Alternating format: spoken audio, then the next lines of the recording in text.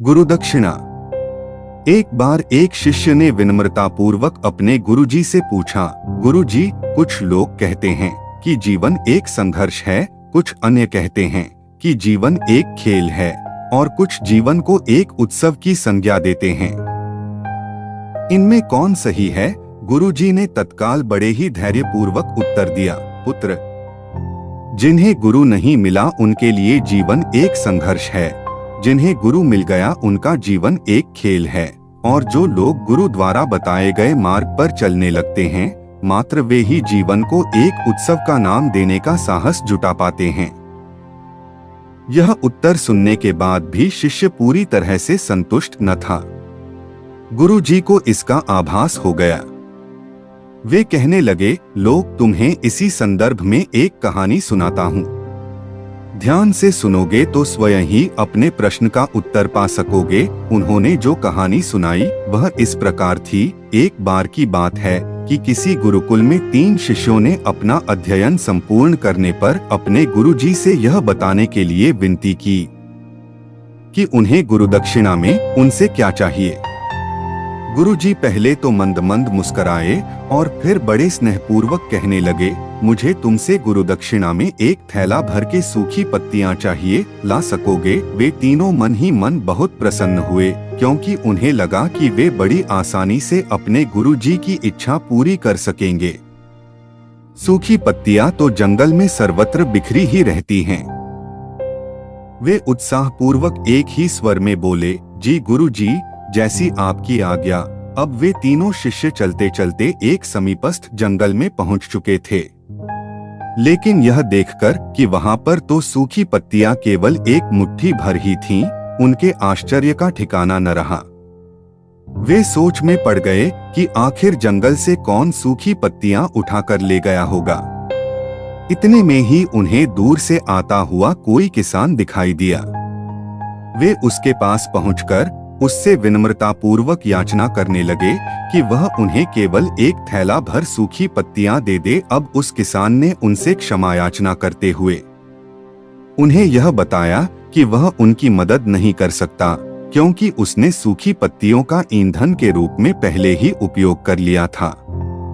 अब वे तीनों पास में ही बसे एक गांव की ओर इस आशा से बढ़ने लगे थे कि हो सकता है वहां उस गांव में उनकी कोई सहायता कर सके। वहां पहुंचकर उन्होंने जब एक व्यापारी को देखा तो बड़ी उम्मीद से उससे एक थैला भर सूखी पत्तियां देने के लिए प्रार्थना करने लगे, लेकिन उन्हें फिर से एक बार निराशा ही हाथ आई, क्योंकि उस व्यापारी ने तो पहले ही कुछ पैसे कमाने के लिए सूखी पत्तियों के दोने बनाकर बेच दिए थे। लेकिन उस व्यापारी ने उदारता दिखाते हुए उन्हें एक बूढ़ी माँ का पता बताया, जो सूखी पत्तियां एकत्रित किया करती थी।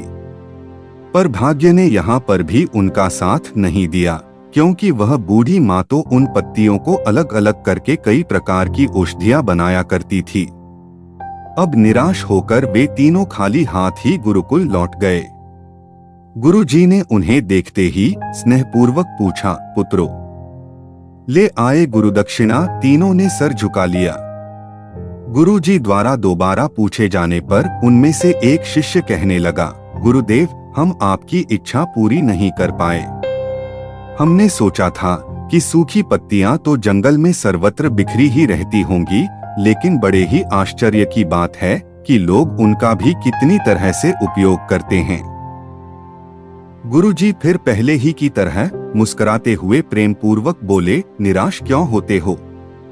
प्रसन्न हो जाओ, और यही ज्ञान की सूखी पत्तियां भी व्यर्थ नहीं हुआ करती, बल्कि उनके भी अनेक उपयोग हुआ करते हैं। मुझे गुरुदक्षिणा के रूप में दे दो। तीनों शिष्य गुरुजी को प्रणाम करके खुशी खुशी अपने अपने घर की ओर चले गए।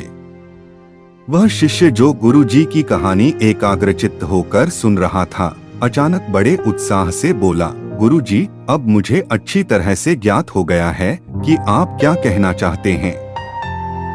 आपका संकेत वस्तुतः इसी ओर है, न कि जब सर्वत्र सुलभ सूखी पत्तियां भी निरर्थक या बेकार नहीं होती हैं, तो फिर हम कैसे किसी भी वस्तु या व्यक्ति को छोटा और महत्वहीन मानकर उसका तिरस्कार कर सकते हैं। चींटी से लेकर हाथी तक और सुई से लेकर तलवार तक सभी का अपना अपना महत्व होता है। गुरु जी भी तुरंत ही बोले, हाँ पुत्र, मेरे कहने का भी यही तात्पर्य है कि हम जब भी किसी से मिले तो उसे यथायोग्य मान देने का भरसक प्रयास करें, ताकि आपस में स्नेह, सद्भावना, सहानुभूति एवं सहिष्णुता का विस्तार होता रहे और हमारा जीवन संघर्ष के बजाय उत्सव बन सके। यदि जीवन को एक खेल ही माना जाए तो बेहतर यही होगा कि हम निर्विक्षेप, स्वस्थ एवं शांत प्रतियोगिता में ही भाग लें और अपने निष्पादन तथा निर्माण को ऊंचाई के शिखर पर ले जाने का अथक प्रयास करें। अब शिष्य पूरी तरह से संतुष्ट था। अतः मैं यही कहना चाहता हूँ कि यदि हम मन, वचन और कर्म इन तीनों ही स्तरों पर इस कहानी का मूल्यांकन करें तो भी यह कहानी खरी ही उतरेगी। सबके प्रति पूर्वाग्रह से मुक्त मन वाला व्यक्ति अपने वचनों से कभी भी किसी को आहत करने का दुस्साहस नहीं करता और उसकी यही ऊर्जा उसके पुरुषार्थ के मार्ग की समस्त बाधाओं को हर लेती है।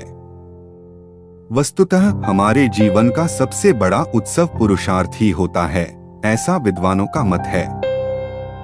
तो दोस्तों, आपको हमारी ये कहानी कैसी लगी? अगर अच्छी लगी हो तो इस वीडियो को लाइक करें और हमारे चैनल को सब्सक्राइब करें। इस वीडियो से जुड़ी आपकी क्या राय है, हमें कमेंट्स में जरूर बताएं। वीडियो को अंत तक देखने के लिए आपका बहुत बहुत धन्यवाद।